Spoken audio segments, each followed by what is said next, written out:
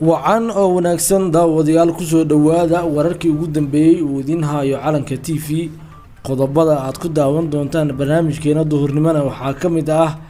maxaa hadda ka soconaya filla Soomaaliya oo shirar aan inaba caadi ahayn ay muddo 3 maalmood ah uga socdeen madaxweyne Farmaajo iyo xubno kale oo madaxtooyada ah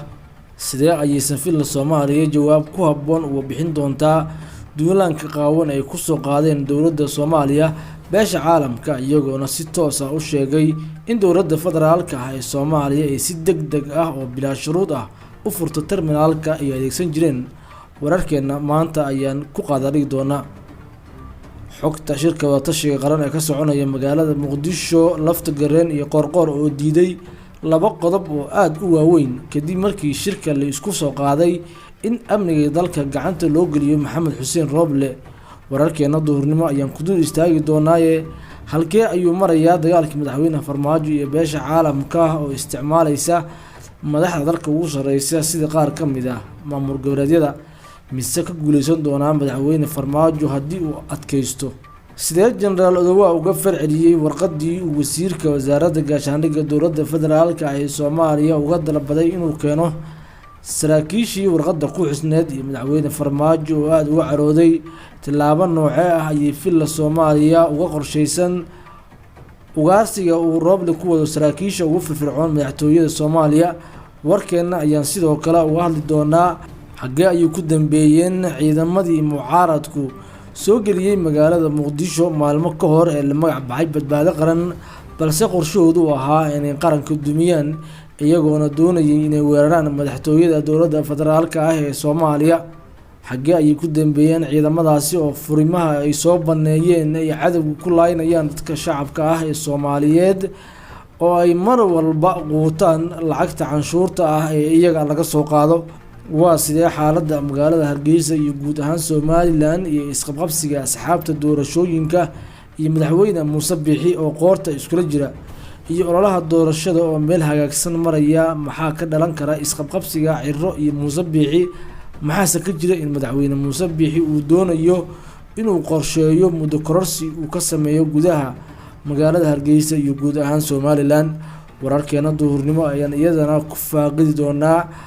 qodobada iyo kuwa kale oo xiiso badan ayaan barnaamijkeena duhurnimo ku soo qaadan doonaa fadlan daawad haddii ay tahay markii koowaad aad soo booqato channelkeena calanka TV subscribe oo program balka si aad u noqdo daawadaha koowaad ee wararka xiisaha badan aan sida maalinlaha u soo galino barteena YouTube-ka ee calanka TV sidoo kale commentigaada waad ka soo aragti dhiiban kartaa qodobada aan kor ku soo xusnay maxaa hadda ka soconaya filla Soomaaliya oo shirar aan inaba caadi ahayn ay ka socdeen 3 maalmood ee u dambeeyay shirkan ayaana u dhaxeeyay xubnaha ugu muhiimsan ee ka shaqeeya ama ku sugan filla Soomaaliya iyo madaxweyne Farmaajo ujeedka shirkan ayaana ahaa sidii looga falcelin lahaa weerarada qaawan ee beesha caalamka ee ku soo qaaday filla Soomaaliya iyo guud ahaan dalka Soomaaliya iyagoo doonaya inay sumcad iyo bahdilaad ku sameeyaan dawladda federaalka ee Soomaaliya beesha caalamka ayaa mar walba soo saarta qoraallo iyo awaamiir mar walba dhaawacaysa sumcadda iyo sharafka ummadda Soomaaliyeed iyagoo mararka qaar isticmaalaya qaar ka mid ah siyaasiyiinta ugu sareeya dalka sida ra'iisul wasaaraha iyo qaar ka mid ah madaxda maamul goboleedyada beesha caalamka AMISOM UN-ka iyo dhammaan reer galbeedka ku sugan gudaha magaalada Muqdisho iyo dalalka dariska ah ee damaca uga jira Soomaaliya inay u dhiibtaan qof iyaga ka dambeeya ayaa mar walba amaro qabjabin ah ku soo roga Soomaaliya maalmo ka hor ayay ahayd markii beesha caalamka ay soo saartay warqad ay ku amrayso in si qasab ah terminalka loogu furo maadaama sida ay sheegeen ay rabaan inay ka soo dejistaan waxa ay iyagu doonayaan dagaalkan u dhaxeeya dawladda federaalka ee Soomaaliya gaar ahaan madaxweyne Farmaajo iyo beesha caalamka ayaa salka ku haya amar diidooyin iyo qab uu la yimid madaxweyne Farmaajo isagoona u sheegay iyaga inuusan rabin in Soomaaliya uu hoos geeyo dalal shisheeye sidoo kale Soomaaliya ay tahay dal xor ah oo madax banaan awaamirta beesha caalamku soo saarto ayaa mararka qaar waxaa ka mid ah inay warqado u soo dhiibaan qaar ka mid ah golaha wasiirada iyo ra'iisul wasaaraha kuwaas ay ku jibinayaan amaro uu marka hore bixiyay madaxweynaha Jamhuuriyadda Federaalka ah ee Soomaaliya ee madaxweyne Maxamed Cabdullaahi Farmaajo. Arrimahaas ayaa mararka qaar suuro geliya in awaamiir uu bixiyo madaxweyne Farmaajo ay noqdaan wax aan meel ka soo qaad lahayn. kalena shirka golaha wadatashiga qaran ee ka soconaya magaalada Muqdisho oo isqabqabsi weyn ka dhex socdo kadib markii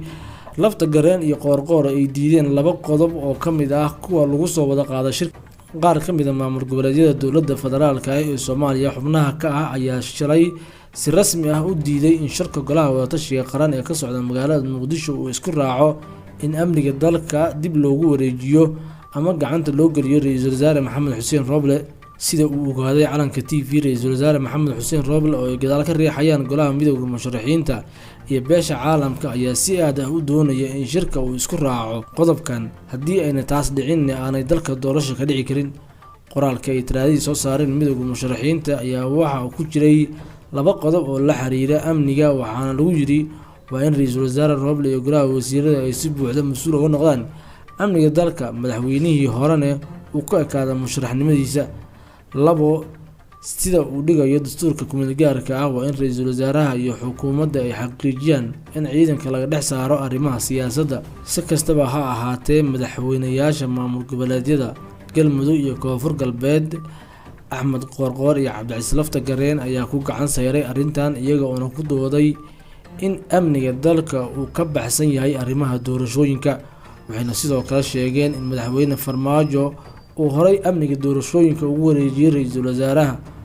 Qoorqoor iyo Lafta Gareen oo si toos ah ugu xiran madaxweyne Maxamed Cabdullaahi Farmaajo ayaa sidoo kale diideen in odayaasha dhaqanka ee soo xulaya ergada lagu koobo 135 oday ee heer federaal. qodobkan ayaana ka mid ah qodobada shalay ay dalbadeen midowga musharaxiinta, kuwaas oo ay qoraal ku soo saareen ku yiri odayaasha dhaqanka ee soo xulaya ergada waa inay noqdaan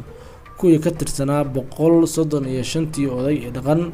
waana in la faafiyaa liiska magacyadooda inta aysan doorashadu bilaaban. xogta aan helnay ayaana sheegaysa in shirka oo mar kale maanta la isugu soo laabtay aan la isku raaci doonin dhammaan qodobada xasaasiga ah, ayna u badan tahay in laga soo saaro qodobo aan macno badan sameynin oo u badan kuwa guud. qodobada ugu muhiimsan shirka la isla ogol yahay ayaa ah in waqti cayiman oo 2 bil ah lagu qabto doorashada Soomaaliya. qodobada ayaana ah mid si aad ah ay u doonayso beesha caalamka, hase yeeshee marar badan oo sidan oo kale ah waqti la qabtay doorashada laguma guuleysan in lagu soo dhammaystiro, maadaama Ra'iisul Wasaare Roble uu yahay shakhsi aan awoodin in dalka doorasho uu ka hirgeliyo.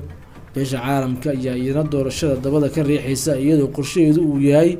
in mar uun la dhaafiyo madaxweyne Farmaajo oo laf dhuun gashay ku noqday.